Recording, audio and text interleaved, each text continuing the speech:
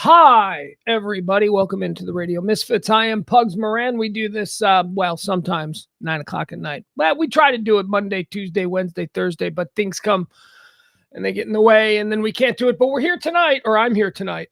I don't know where James is. It's not 9:06 yet. Excuse me, a little gassy. I had to eat my dinner really quick. Usually around 9:06 is when I say I go live, but I got a little bit bored sitting here waiting. I was listening to what was I listening to? Spotify was just doing some random stuff. I believe that was Jane by the Jefferson Starship, which, okay, so if we got to do a bands with Jefferson draft. All right, so we're going to do the Jefferson Starship draft. Well, what? No. Okay. One, the first pick is Jefferson Airplane. I'll take Jefferson Airplane, all the other iterations of the band. Jefferson Airplane is 1. Jefferson Starship is 2. That's the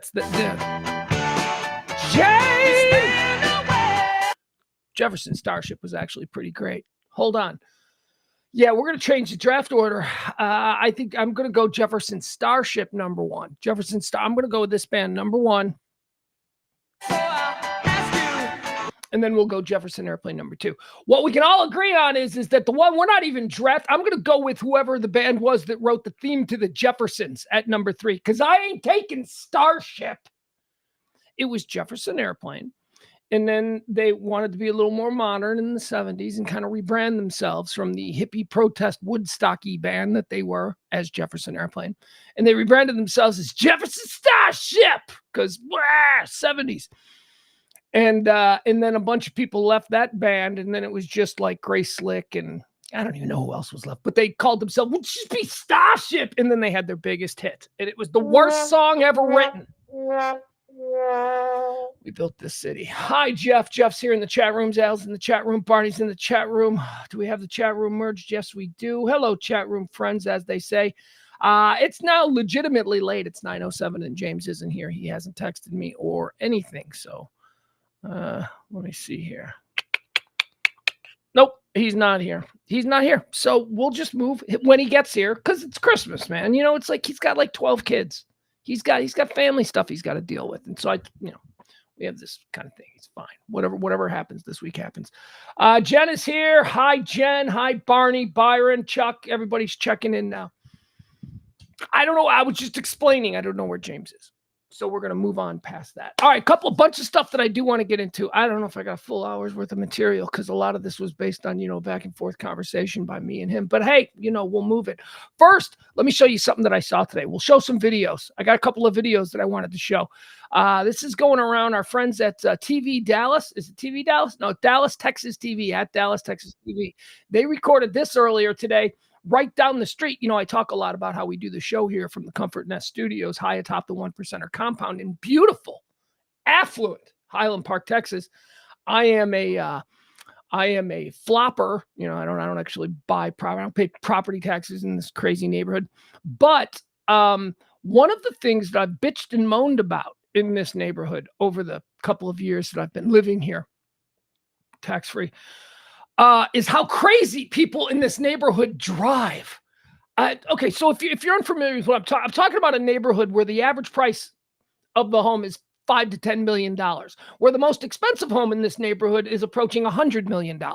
Yeah. We got a whole bunch of billionaires. At the end of the block, there are 2 dudes that own football teams. Jerry Jones, owner of the Dallas Cowboys, and then Clark Hunt, owner of the Kansas City Chiefs, right here. So that's this fucking crazy otherworldly neighborhood. People in this neighborhood, I'm talking about the people who live here. The people in this neighborhood drive like absolute maniacs. Maniacs in like super expensive cars. Everybody's in a Range Rover passing, on the blind side. They're crazy around here. And you want to say, oh, it's just rich kids in their fancy. No, it's grown-ass adults that nobody around here worries about getting pulled over or anything. It's crazy. I do, because, I'm trucking around in a Chevy Malibu. If the cops want to make an example of anybody, they're going to signal me as, they're going to peg me as the help. They're going to pull me over and jack with me. They won't jack with anybody in like $100,000 above car. But anyway, Dallas, Texas TV on Twitter, who's great. You need to follow them. They caught this in my neighborhood. A couple of rich people acting like a-holes. And it's so funny because people in the comments, of this, they're like, that's what rich people get. Like they think one of these guys is like working class and the other guy is rich because it's a Jeep or something. One of the cars involved here is a Jeep and the other is a Cadillac Escalade SUV. Which, by the way, they're the worst. They're the the best drivers are around here. Little middle-aged Mexican dudes in white pickup trucks. They're the ones that drive the most courteously around here. Dudes in black Cadillac SUVs drive like assholes. And that's what we have here. So let's watch. Both of these people are filthy rich. And how do I know this? Because the dude that's doing the yelling, who everyone in the comments is like, yes, the working man is not putting up with the rich man shit. I'm like, shut up. Look at the pants this dude is wearing. This is like a rich Highland Park dude wearing yellow pants. Middle-class, blue-collar workers don't wear yellow leather pants, okay? This is my neighborhood. Let's watch. Crazy mother. Look at him. He's wearing yellow pants. He's not a contractor, okay? And yes, this is like actually, it looks like one of those new Broncos. This neighborhood is filthy with the new Broncos. Do you know the new Broncos? They look really cool. Every rich person in America went, let's just buy one for fun. And like every neighborhood has one. And they drive it for like this guy. All right, let's watch. Here we go. Crazy mother. You better learn how to drive, you crazy motherfucker. Crazy motherfucker. You better learn how to drive, you crazy mother. That's what he said. Yeah, he's a working man. Did I hear James? Look at my guy. It's James. James, we had a little drama here in the neighborhood in Highland Park. We had a little road rage that went down. And I don't know if you saw it here. I'll play it for you again. This happened right down the street. Not really not a context here, but it's funny because there's an effeminate man, James, wearing yellow leather pants, calling. Is he the safety captain at the Highland Park ISD? Well, he's got the pants. Maybe, probably go nice with that yellow safety vest. Crazy motherfucker. You better learn how to drive, you crazy motherfucker.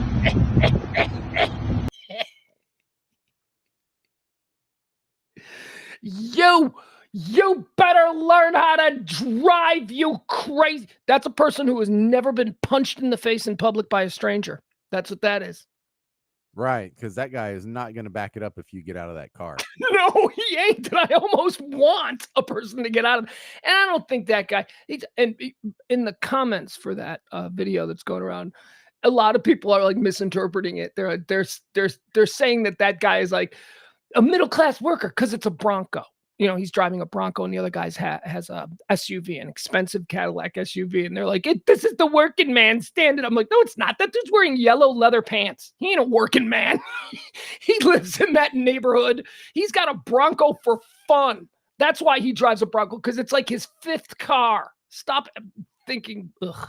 Yeah, and I bet old Richard Simmons there doesn't go slapping cars in Oak Cliff, does he? No, he doesn't. Crazy motherfucker.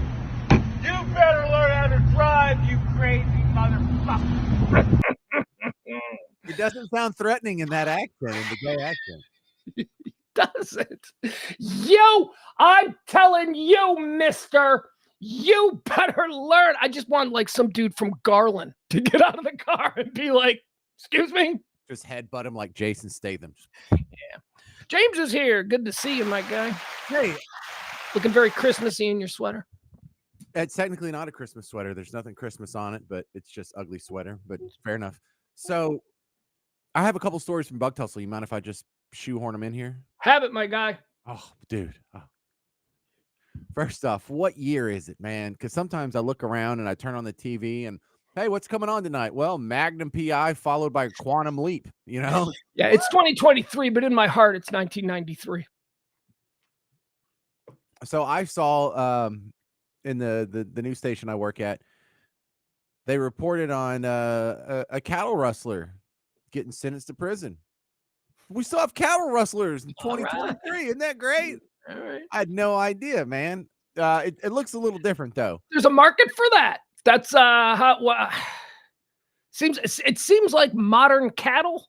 would be fairly easy to track. Like you would have they're expensive. They're an asset, I imagine. Okay, but please tell me about this story. Yeah, I don't think they go so far as like put a chip in them like your cat or whatever. But Didn't you ever see one of those like cows? They all have well in Wisconsin anyway. They all have tags in their nose or in their ears. I'm just being I'm joking about the chipping. So it was actually 2021, about this time of year, and what we have is an absentee landlord owner, which isn't uncommon. You know, if you have a plot of land here and then you find out that someone's retiring and selling their farm for like pennies on the dollar, you would just go buy that and you would buy a ranch manager to go run that other location. Maybe you pick up another plot of land that might be halfway across the state.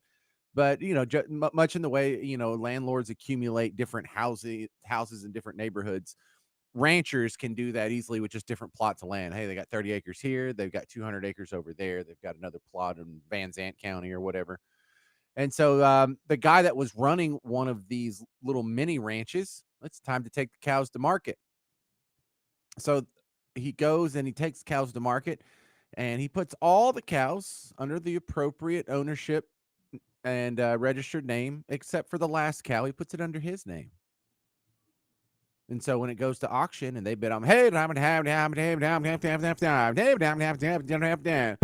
sold and whatever, all the cows went, the money for the cows went to the right person, except for that last cow. It went to the ranch manager.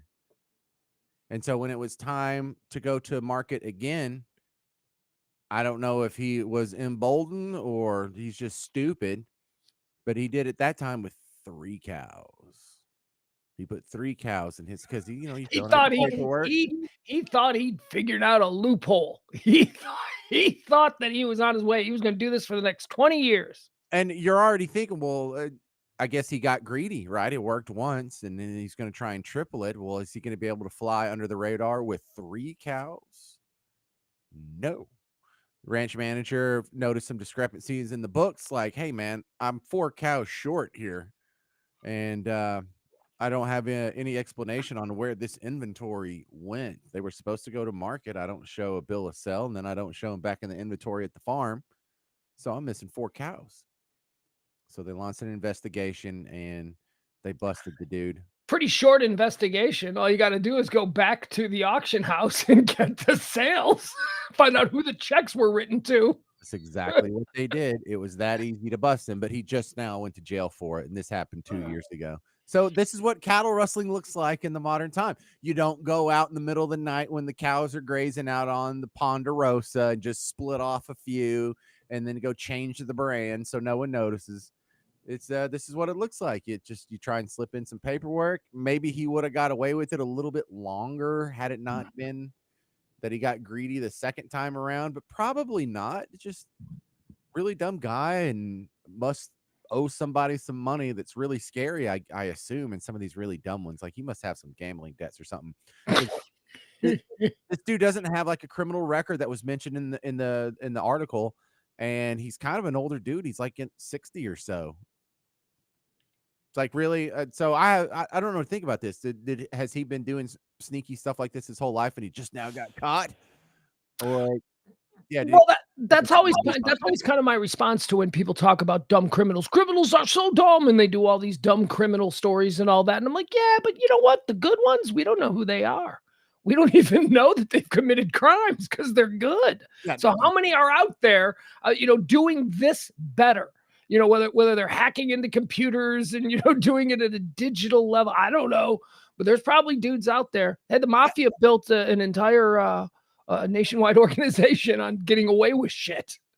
Yeah, and I agree that those statements do require an addendum. The criminals we know about are generally stupid, right? But I think there's some smart ones out there, and I think I might know a few. Getting away with it every day. Well, I just know people who have unaccounted for wealth that I just cannot put a finger on where their wealth comes from. One of them is a big time Wall Street trader who works for one of the banks, and I have an idea of what he makes, and his lifestyle seems to be out kicking that. So I'm wondering, but anyway, I also. What about the owner of the house you're sitting in right now? Nah, Emil's totally legit. He's all above board. Now he's go back 30 years and we got some stories there, but yeah, nothing that I see there. Yeah, But my wife has a cousin who married a guy, and when we met him like 10 years ago, he mhm. was like valeting cars outside of the hotel Jaja or whatever. He just bought a $10 million house, and we're like, what the I, hell? I went to high school with a kid, a kid who no, I'm not gonna say it. Um, a kid whose family was known to be in the mafia. They were an organized. They were a mafia family. Dad was a made guy. His dad was sort of the guy in the neighborhood. This dude is now like he's my age, and he runs an accounting firm, and he's not an accountant. He never went to college or anything, and he owns and runs a number of. They do TV commercials and stuff, and it's his family name. And I always say to my other friends, I go, "He's not an accountant, is he?" And they're like, "Don't ask any questions. He's not. He hires accountants. He's got accountants work. I'm sure there's accountants working there. So Right. there's all kinds of things that are going on that people are getting away with that I wonder if they're actually to the Sure, letter of the law. sure. Look, I could own a steakhouse, and I'm not a butcher. Yeah, but you don't have to be certified. Oh, you do have to be certified by the state to be a butcher.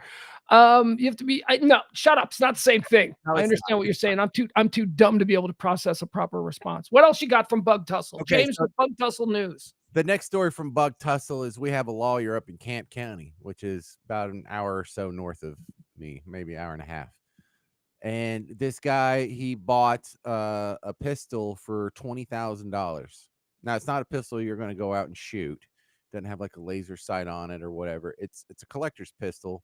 I don't know why it's worth so much, but it's some sort of rare something or other, like a I don't know, reverse negative Ken Griffey Jr. baseball card or rookie card or something like that. But there's something about it. I didn't get the details on why it's worth $20,000, but it's a collector's item. It's over 100 years old, and he Because just Wild Bill once won it in a poker game in Sioux City, something like that. There's some legend to it. There's yeah, reasons. Charlie Chaplin stuck it up his butt or something. I don't know. So he just paid $20,000 for this pistol, and he got it from another private citizen. So he doesn't have to run a background check for the purchase, but he did want to get insurance on it because he's going to keep it. I don't know, in a safe deposit box or something. I don't know where he's going to keep it, but he wanted to get insurance on it, and so they ran the background check on it, and it turns out that that pistol was stolen in 1990 Ooh, from okay. from the Indianapolis area. Okay. So 33 years ago, this was a stolen pistol and he bought it, paid 20K for it. Okay, so Sucks to be him. yeah, so this is funny because the letter of the law says if you buy stolen property and it's discovered that it is stolen property, the property is legally required to be returned to the original owner from which it was stolen. And the guy who paid the money for the stolen merchandise is just screwed in this scenario. Yeah, do your due diligence when buying something that's got that high of a price tag. It's I mean that's what the judge would say. It's terrible that this happened to you. You had no ill intent, but you didn't do proper due diligence. Right? I mean, that's the only excuse there is. It sucks, but it's Yeah, and I feel for people who have to decide such ethical, legal, moral issues, even because that really does suck for the guy who, from no fault of his own, bought a pistol that he now just has to eat the $20,000 loss, right? Legally yeah. speaking, he's supposed to eat it. Yes, because he did not do the due diligence. Yeah, I know, and Okay. personal responsibility. That's Okay. what this is. And didn't it suck for the people in 1990 who had their pistol stolen? Mhm. Let's not forget about that. This So is you're just justice. so you're just transferring the injustice from the original pistol owner to the last guy who got duped. And The last guy got sucked into this thing because he didn't do his due diligence. Again, personal right. responsibility. So there's also the issue of the original owner has since passed away, and so his surviving son is the one that is saying, "I want this pistol back now." It's traced Makes back to sense. my father. I It's was the worth something. executor of my father's estate, but it's already been, it got processed years ago. So if it belongs to anybody, it belongs to me. So this lawyer in Camp County says, "No, I'm not going to give it back. What are you going to do? Come get it?" And so now I don't know how this is going to end, but we're in some sort of Well, Mexican what is the standoff. justification for the Camp County attorney? Is it a district attorney up there or a county attorney? Who is it? What is his I think he's credential? just an attorney. I don't Just think an attorney? yeah, I don't think he's an official of any it's just a coincidence that he's an attorney. He's not a government official. Or Okay. I didn't gather from the article that he's a government official. So wait, how did this story begin again? A guy bought a gun for $20K, and then what? Someone knocked on his door and said that's a stolen gun. How did that? So when he went to get When he went to insurance go get it on it, insured, they they ran a did the check on it, yes, and they ran and a it. check on it, and the serial number popped Okay. for a So gun. at this point, he's being told by the insurance company it's a stolen gun, but he still has the gun in his possession. Yes. Okay. So when did somebody come and take the gun, and who was that person? No one has taken the gun. He still has it. They just Well, got a pop on the background or the when they ran the serial number. right. So he's not giving it back. He's the lawyer that is saying that you said the lawyer said he's not giving it back, who I assumed was like a county attorney because I thought this was seized property. It's not seized property. It's simply been determined by the insurance company that it's stolen, and the insurance company suggests you return it. So there really is no course. So we're going to matriculate through the justice system now, right? Yeah, There's so probably going to be. the insurance company says we're not touching this until it gets resolved, so they don't want any part of it, and they don't have any part of it. He hadn't paid them a fee, and they're not taking him on as a customer. There's been no contract signed, and so there's sort of this weird legal conundrum that I don't know how this is going to end because I don't know legal stuff, but I kind of wish I did go to law school just for stories like this. So even if they want to get the gun back, how? How do you get the gun back if he doesn't voluntarily give it up? Do you go kick in his door and ransack? So you're talking about the legal owner of the gun who had it stolen from him, the son. How does he get it back? You're right. This is now I switch over to if the dude in Hunt County, wherever I think it was that Camp County. Camp County. So if the dude in Camp County doesn't want to give it back, and there are no police or no laws or no judge that says he's got to give it back, the dude who got the gun stolen is the one who shit out of luck. I think they are saying. I think a judge Yeah. has said he has to give it back, or I Okay, think. well then you can get a judge's warrant to Yeah. seize it. The police So will show up. Right. I think You it's ask what still- constables do. That's what the constables would do. They would be sent there. The constables are the legal arm of the judge. Yeah. So what's going to happen to this guy? Is he going to be charged with theft now if he doesn't give it back? Yeah, sure. Because they have no way of actually. He's in possession of stolen property. Doesn't matter if he paid for it. The law doesn't recognize that. He is in possession of stolen property. Well, you have to prove he's in possession of stolen property. What if you go search? You his call house the insurance company. They're the ones who did the legwork on this. Well, they have no proof that he actually possessed the gun. They just have proof that he knew what the serial number is. Well, but then by his own admission, when he called the insurance company, he probably admitted that the gun was in his possession. Okay, but still, you go search his house. What if you don't find the gun? What if he's hidden it somewhere else? Well, yeah, then you're shit out of luck. Then he's got to hide Right. if he wants to hide the gun, that's fine. And even if you arrest him and charge him with hiding a $20,000 gun, that doesn't give the other guy his gun back. Yeah, even if you charge him with contempt of court, Barney, that doesn't get him the gun. What if he's just willing to sit through the 30 days or whatever it is for contempt of court or possession? No, nothing does it. You're right. This seems to be a whole lot. And the guy who wants the gun back, the son of the dead guy who got the gun stolen from him in 1990. Yeah, he's saying this is so important. How much is it worth to him? So much to me, and this is a family heirloom, and I've been looking for this for 30 years, and it's not just a gun to us. This is because here's what he's got. He's going to have to go through a legal process to get this back, which means he's going to have to hire attorneys. He's going to have to hire attorneys who are licensed to work in Texas. It's assuming this guy is out of state. This guy's somewhere else. So that's going to be thousands and thousands of dollars. Why doesn't he just call this guy and go, look, dude, he goes, you can end all this. I'll give you 10 grand or whatever I would spend on lawyers trying to get it back. And, you'll chalk this up to a big mistake, but at least you won't be out the full 20. I mean, he's got options, although I don't think he's getting his gun back. I really don't. If this dude doesn't want to give it back, I don't see how they force him. Yeah, I just think that's an interesting legal conundrum that I have certain lawyer friends that when I run into them, I'd love to ask them about stuff like this. All right, there you go. What else is happening in Bug Tussle? James with the Bug Tussle news. What else is happening in Bug Tussle? I don't know. That's probably the best stories. Okay, that's great. Bug Tussle news, ladies and gentlemen. We like to check in with the other half, not us urban sophisticates here in the Dallas-Fort Worth Metroplex. James, I've got something for you that I wanted to get into. This is fascinating. This happened tonight, and it pretty much shocked the entertainment business because this has been sort of a dug-in position by one of the most powerful producers of content in Hollywood, and that is, of course, Netflix, James, for the first time ever tonight, taking the world by storm, has released their information, their data. Netflix takes major data transparency step, releasing viewing numbers for 18,000 titles.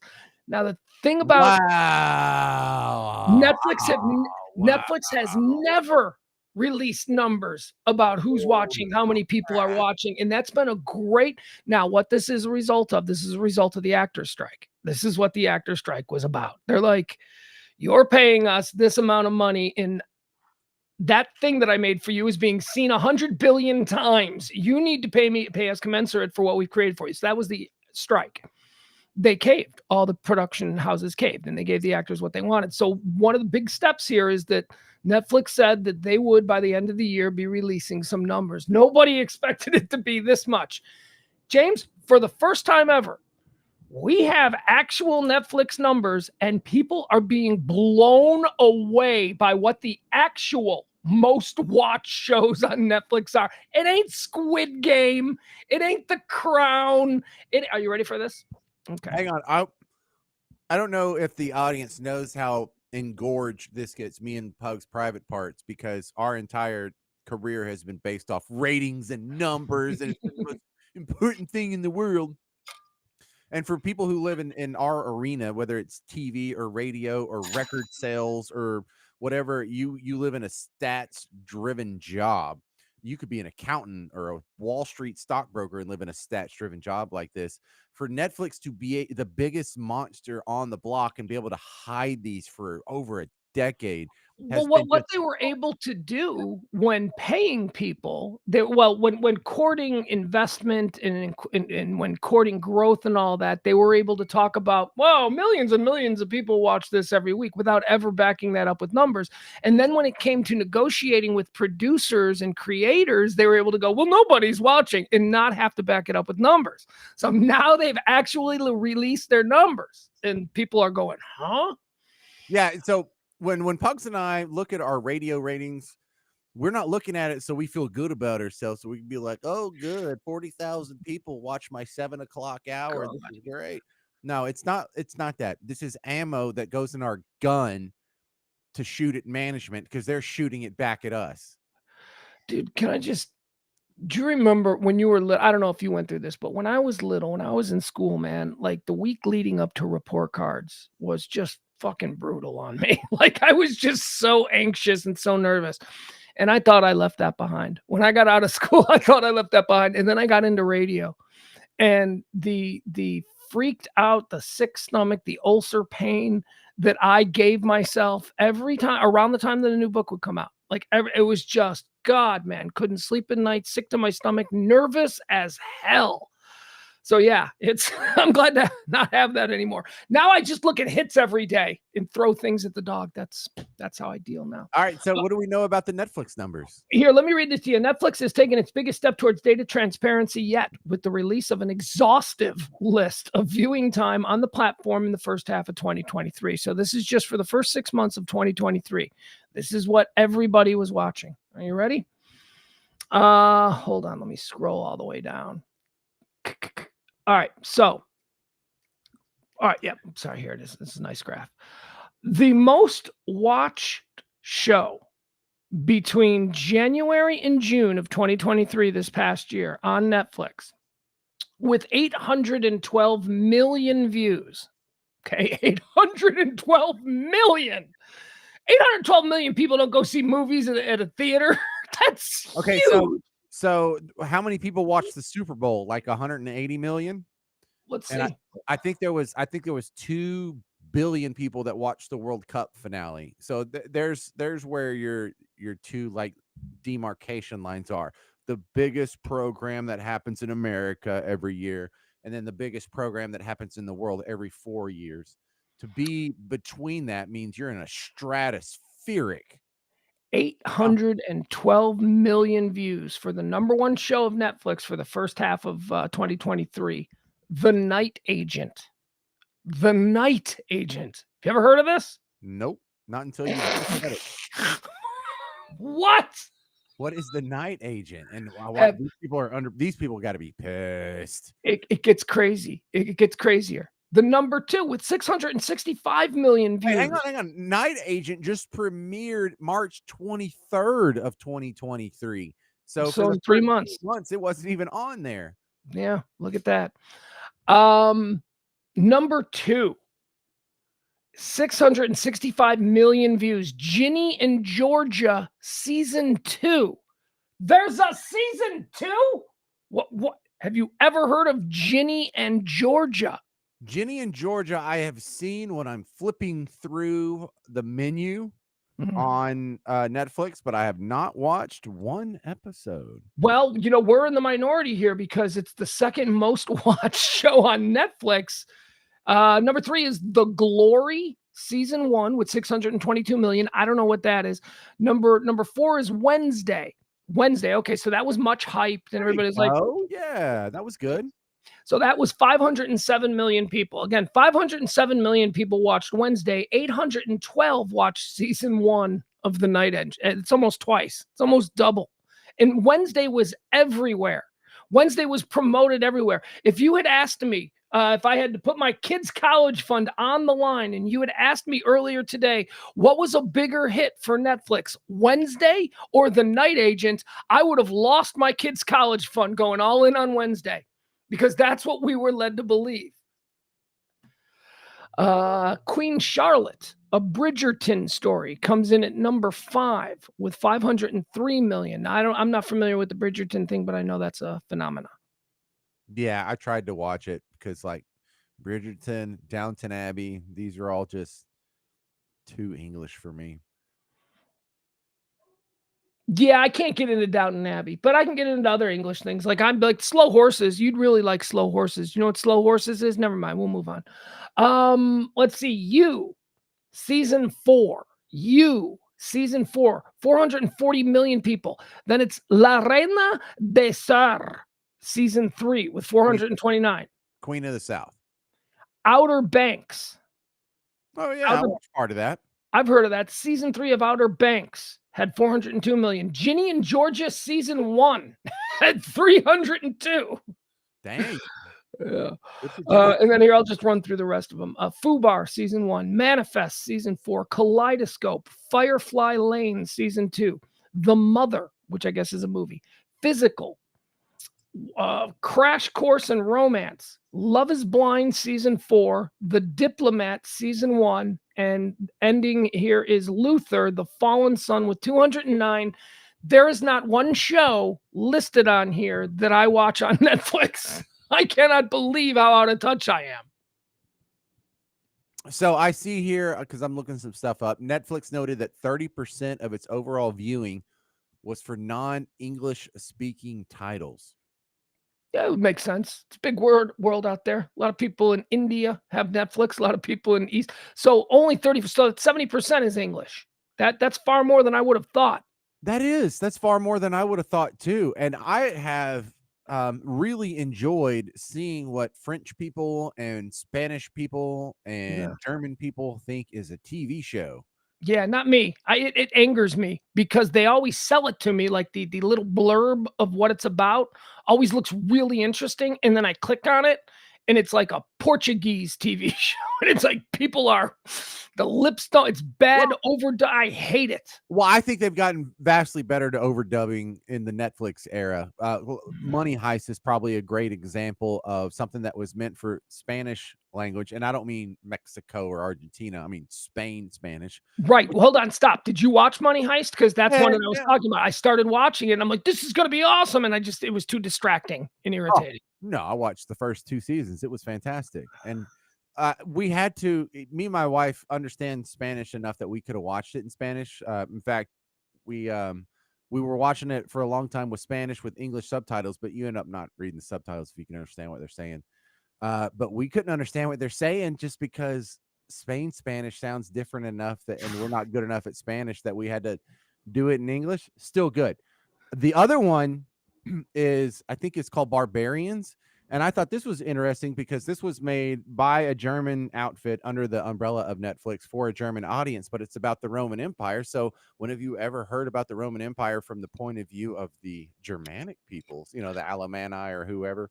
Right, but is the narration, is the disembodied voices of a documentary of this sort, are they in English or are they in, because if those are dubbed, it doesn't matter because a lot of times it's not lips don't, you know what I mean? It's a disembodied voice over images Yeah. of, So the English doesn't match, but if you watch it with the original language and then just the English subtitles, it's cool because they really speak the old German on the old German side, and they really speak old Latin. When the Romans show up, they're "Aurea hominem dacie veritas" or whatever the hell they're saying.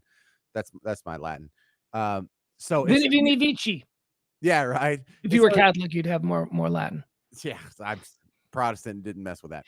So we have the fun little back and forth of the Germanic sounding stuff, which is like Arnold Schwarzenegger, and then you have like the Julius Caesar or I don't know, Catholic Mass sounding stuff on the other side. Romanus sounding. Cool. That sounds great. Anno Domini. So we tried to do it like that, but really when you switch to English, the overdubs were so good that it's less and less of a problem. Like they're really perfecting that in a way that I have found, like the old kung fu movies with Bruce Lee or whatever, just unwatchable because the overdubs are so bad. I don't care that the mouth doesn't match what's saying. It's that the translations are bad, the voice actors are bad. I don't know. It's You know not. what? I see what you're saying, but because of the era that I grew up and we had so little to choose from, I make an exception for like 70s kung fu and Bruce Lee movies. Those I almost want, and same for old 70s Godzilla and King Kong movies, because those were all I had to watch as a kid, and they're all poorly dubbed. But if you were to change that, I like the memory. You know what I mean? I mean, we were little kids and it was so. Well, I also like what you're Today, saying. I don't stand for it. Today, and anything new that I got to watch, I don't stand for it. But if you show me a 1976 cut of Gamera versus Godzilla, I'll love that. Yeah, but you're not one of those guys. It's like, speak English, No, no, learn the language. no. I just feel it stresses me out. I get anxious. Like I'm gonna miss something. I love dialogue, and if I can't really hang on every word and every inflection, I feel I'm missing something. Well, here, I'm trying to look through some of these other stats because now that I know these exist, I'm going to be digging through this for a while. But Mhm. here's what I've been watching. I've been watching Suits, and Suits was huge when it was on USA Network. Now, I never had USA Network pretty much my entire life, but I missed it the first time around. I am only aware of it because it showed up on Netflix. And it turned out Suits dominated the US streaming charts for a big chunk of the summer and fall. And they're saying that one has 599 million hours of viewing worldwide on Netflix across all 9 seasons, though. So, when you add it all up. So I noticed that you had like the Ginny and Georgia was split for season 2, did like really Mhm. good, and then season 1 was also in the top 10. Do we have an aggregate list when you put together No, all the seasons and see what really is the biggest show? Because that makes it feel like, maybe Suits should be up there. well, here's the thing about Suits, which is why it'll be interesting if we have these numbers that were released seem to only be for the first 6 months of 2023. Suits was pushed by Netflix starting in the summer. So this would be in the second half. I'd be interested in seeing because I commented a number of times. Why is everyone talking about Suits? It's because Netflix, for some reason, started front loading it on everybody's homepage and people started discovering it. I don't know why Netflix did that, but they did. They seem to be promoting it and pushing it heavily. So I'd be interested in seeing, because we watched the heavy promotion of Suits, I'd be interested in seeing these next numbers. I want to see where it is. And how does it compare to The Night Agent at 800 million, right? So how big was Suits? Does that, because I wonder sometimes if Netflix is just forcing shit down our throats and telling us it's great. Like Squid Game, remember they were like, this is the biggest show ever, but they produced no numbers on it. So who knows? Oh, I agree. I think it's kind of shocking the power that they have just by controlling what pops up on your menu. Mhm. And Do you Yeah. know what a planogram is? Have we had this conversation before? No, what is that? All right. So anyone who works retail or has worked retail knows what a planogram is. And I dealt with it twice in my career. When I was in high school and I worked at a grocery store, I was a bagger, but a couple of my friends were stalkers and they had to follow the planogram. And that is when the store lays out what goes where on the shelf. And you can make or break a product based on the planogram. And what you'll see is some companies will throw promotions or take some executives out on vacation or whatever in order to get a better spot in the planogram and also to bury their competition in the planogram. The easiest thing that everyone recognizes that I think you would understand is the cereal aisle, because everyone knows the cereal aisle. When you go look at the cereal aisle, first off, all the super duper expensive, high margin name brand stuff is sitting on the middle shelf and its eyes are looking down about 9 degrees. So it makes eye contact with an 11-year-old child because that is the median age of the child that's picking out the cereal for mom, right? So they're Mhm. they're making eye contact like that. That is how zoned in and everything is planned around its placement on the shelf.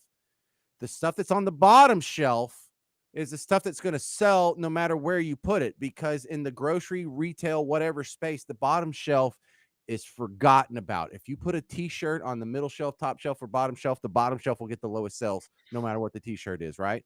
Because So nobody bends over because we're all lazy. It's everything is, at eye level. well, it's this or this, a Mhm. little bit of this, but never like do you squat down and say, what is on this bottom shelf? So on the bottom shelf of this cereal aisle is what?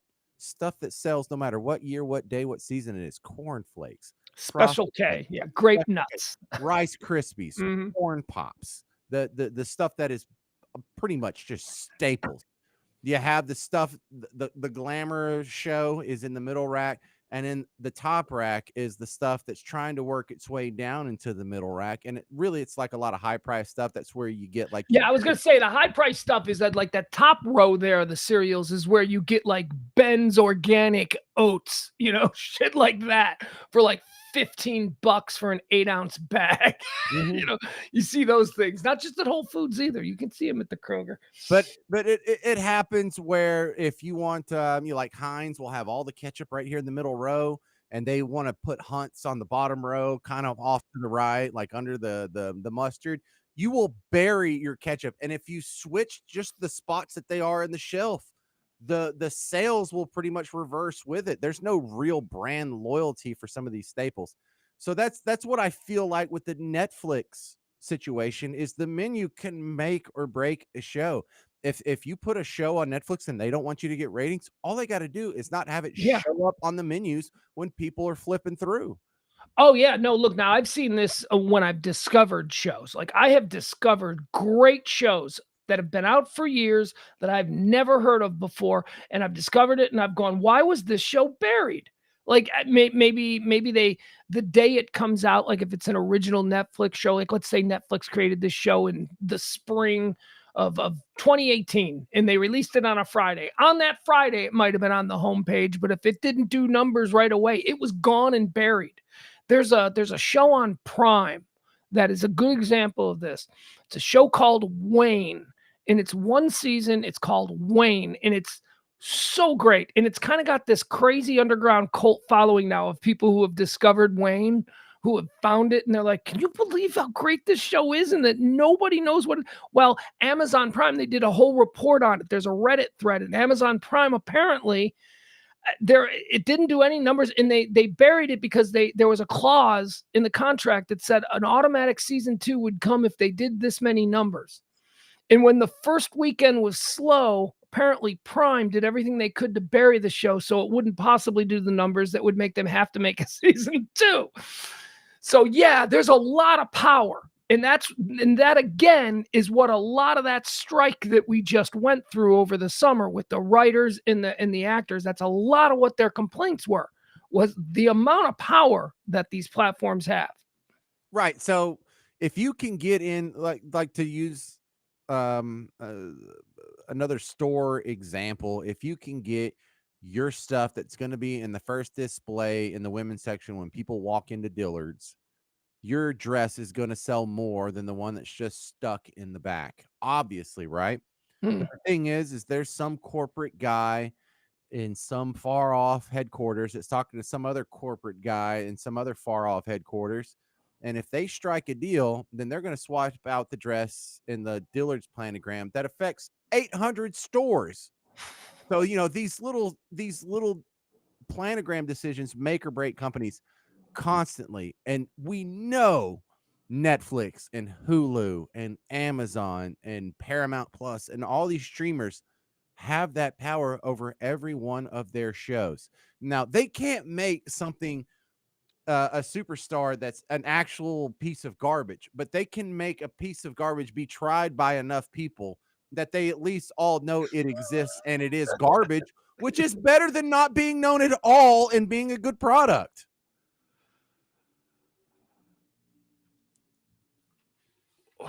Agreed or not? Oh, agree. Completely agree. Sorry, I was distracted trying to open a window. So I think what would be interesting, and I know Netflix knows these details because if they don't, they would be brain damaged.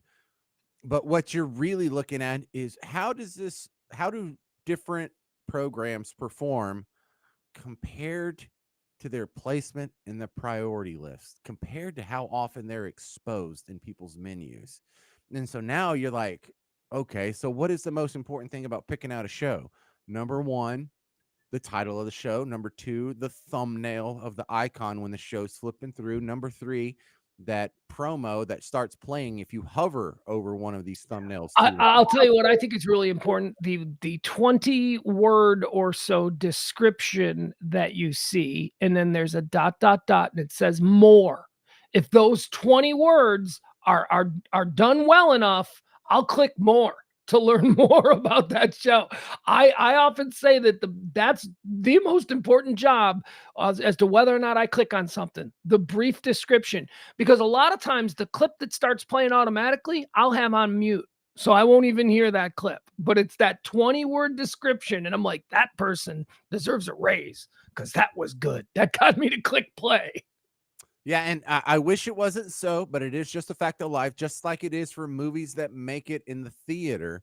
The real decision is made on whether or not this movie is going to be a success before it opens. The real decision is made in the 2 or 3 weeks leading up to it with how much does the studio throw in promotions, and is there going to be a Happy Meal toy with the new Joker in it, and is there going to be billboards everywhere, and am I going to Yeah, but production, budgets and marketing and all that's important. And Hollywood can take a movie that's good and is gonna resonate with the public, and they can make it a mega hit like that.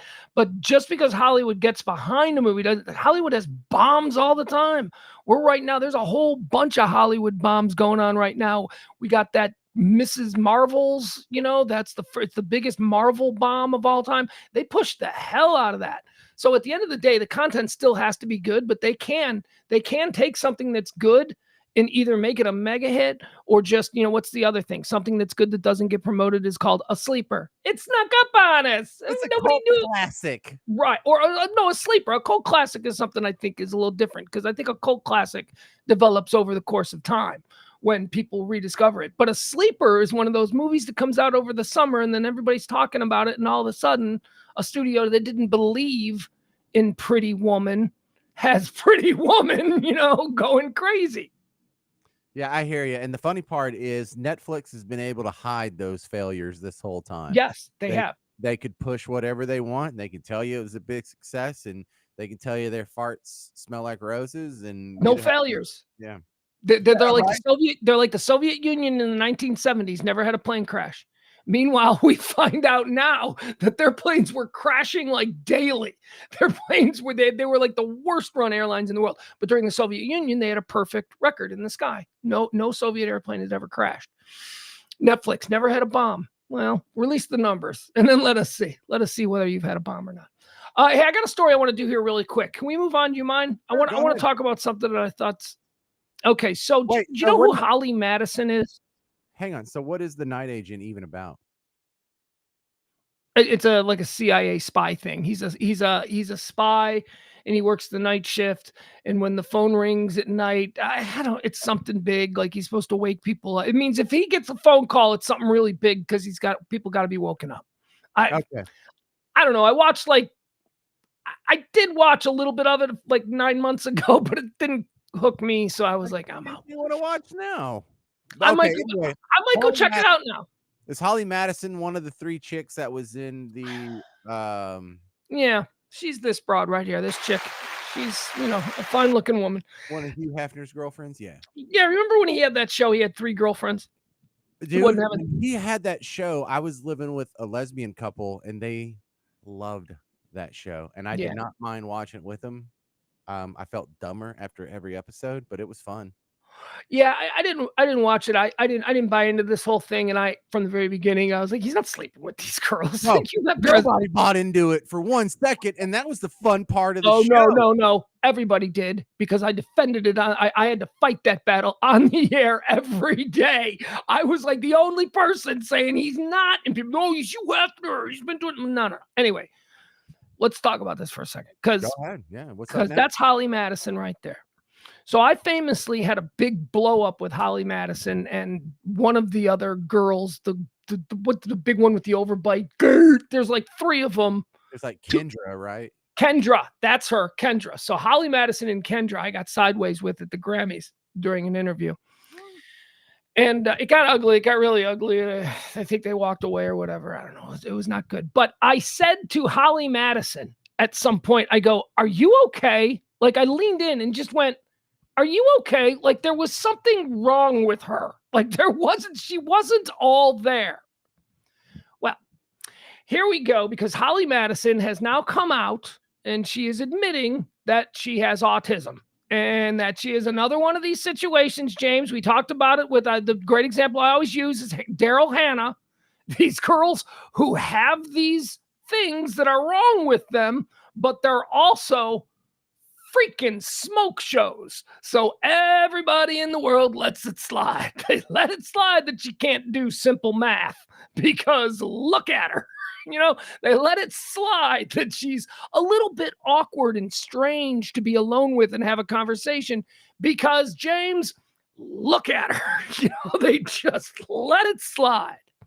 Playboy star Holly Madison reveals she is autistic and explains why she is so socially awkward. Now, again, going back to my run-in with her where I point blank said to her, are you okay? Is there something wrong with it? I don't feel bad for saying that, but I do feel like, okay, I noticed that she was weird. She was awkward. She didn't know how to have a conversation. She kept interrupting when the other people were having conversations.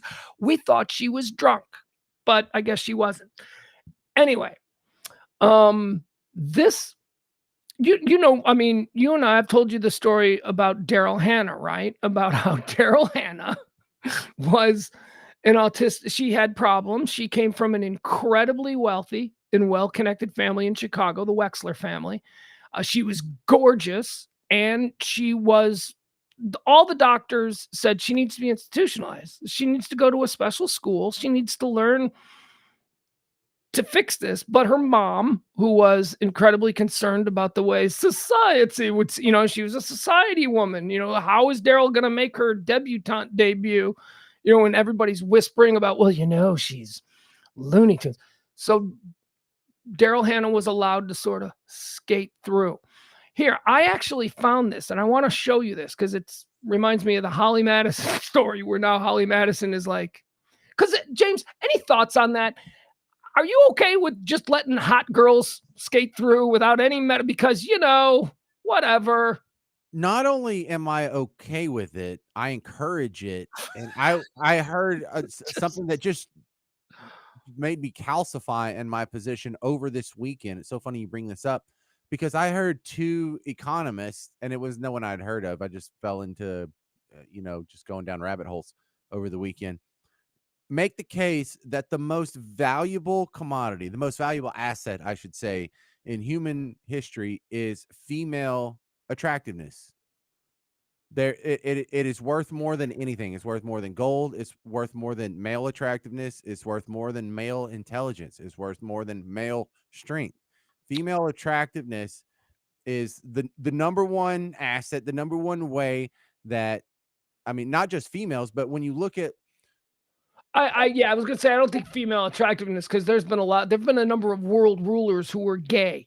Okay, so they wouldn't be, but attractiveness, being an attractive human, is probably the greatest superpower that one can be born with. That doesn't include oh yeah, telekinesis and but flight. you can't compare female and male attractiveness. There is no handsome man out there who went out there, and because he's so handsome, he managed to latch himself onto a woman that became a billionaire, and thus he's a billionaire. But What do you basically, mean? Of course there are. There's a bunch of handsome playboys who have married billionaire daughters and all that. And by the way, if you don't, billionaire daughter, like third and fourth generations, you don't think there's a bunch of handsome grifters in the Rockefeller family or in the Vanderbilt family? Come on, man. right, they're getting like third generation low hanging fruit is what they're getting. But what you'll see next to every man that is a billionaire is a beautiful woman that is also a billionaire that did none of the work for it, or some Okay, of them did none of we the got to work. go with this misogynistic I stuff. All thought, right, I I just know there's wanted. no way to say this without sounding bad, and I'm sorry Yeah, I do well, sound bad. first of all, it's not true, and it's way more complicated than the way you present it. This is like this reductive, simple-minded thing that people I know. say that dumb people think sounds smart. And it It's does. You're right. It sounds reductive coming from my mouth, but these two economists were just spelling out chapter and verse how just flat out it was it was laid out how female attractiveness mm.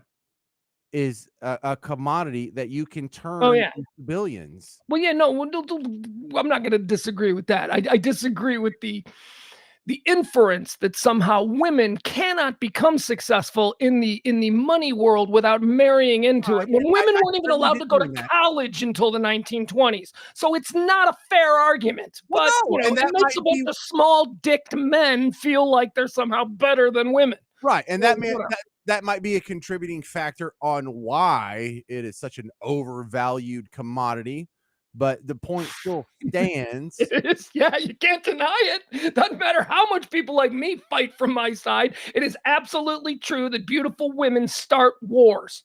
That's the power of a beautiful woman. A woman. Go all the way back to the Hellenistic writings, right? That's what the whole thing. What do they say? A face that launched 1,000 ships, right? Isn't that the old thing? Anyway, I want to play this because this is the first time I've never seen this before. I've been sitting around telling these Daryl Hannah stories because I know people in Chicago who know her and know the family. And this is a crazy story that Hollywood has never put out there.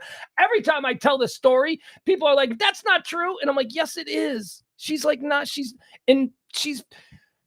Daryl Hannah became famous because she was a model, because she was beautiful, but she didn't have much of a personality. And when Ron Howard was casting the role of the innocent mermaid who had to be bedazzled by everything that she saw, Ron Howard noticed that Daryl Hannah had an X factor, and that's why he cast her.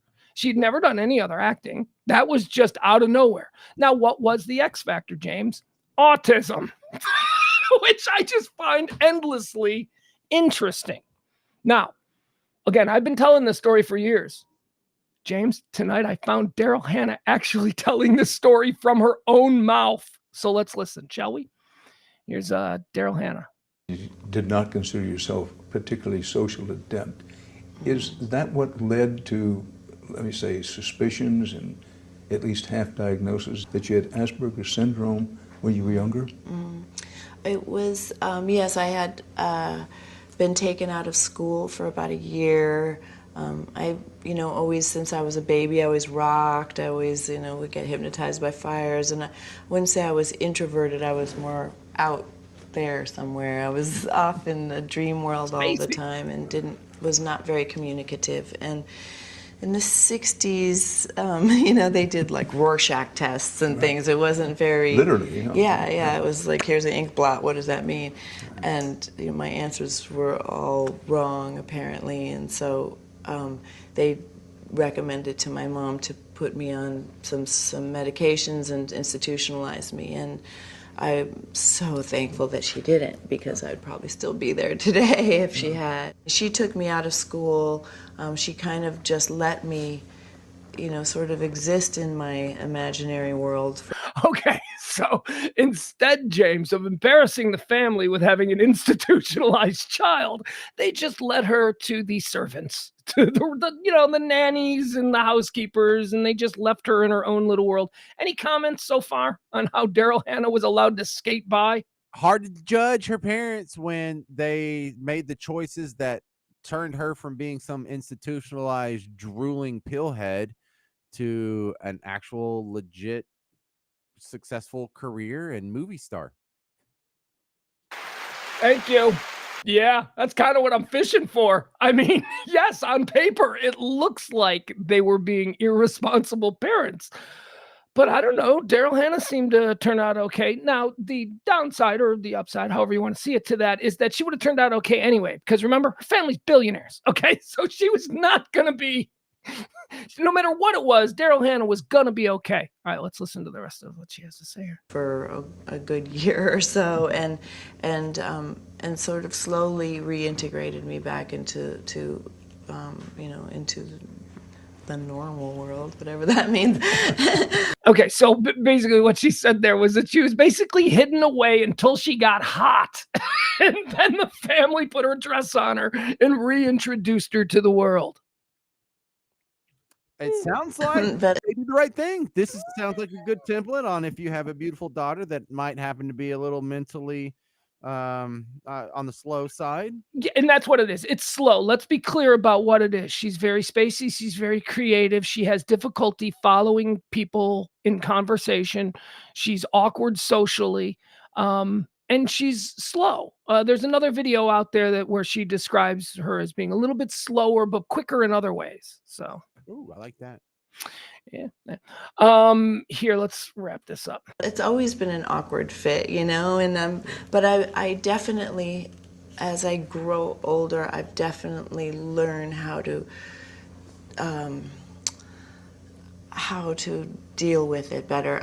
I still struggle. I still am not comfortable. I'm not an extrovert. I'm not, I'm not a natural exhibitionist or anything. Well, okay. So, in closing, there with her, at the very least, she's highly functioning, right? She's not like severe. She's not Rain Man, right? She's not. She described herself as a child as doing the rocking back and forth and being hypnotized by fire. All of those conjure up images of Rain Man and severe autism. Asperger's is a less highly functioning version of that. But again, I think it's funny that Ron Howard, the director of Splash, misinterpreted her suffering from Asperger's syndrome as her being a really talented method actress who was just really into the role. Well, it's hard to be too judgmental of people like this because she sounds like she is just a step or two away from what Elon Musk is. And you want to talk about a high functioning Asperger's syndrome case study. There you go. The guy's going to Mars here, and he has some of the similar, social awkwardness that Daryl Hannah has. So, these people, maybe we shouldn't just pill them up and throw them in a hospital. But I don't know. That's a very interesting sort of way of looking at this because there's a number of examples, especially in this past 25 years of the tech era. Apparently, people with Asperger's or people who are on the spectrum, they thrived in the coding environment. That was something that apparently they could do really well. And now they're all billionaires. So highly functioning. Yeah, we should all be stricken, right? I mean, perfectly normal. I come from like 5 generations of blue collar workers. We're all perfectly normal. Not one of us has changed the world. So who knows? Yeah, we're not going to change the world over here in Bug Tussle either.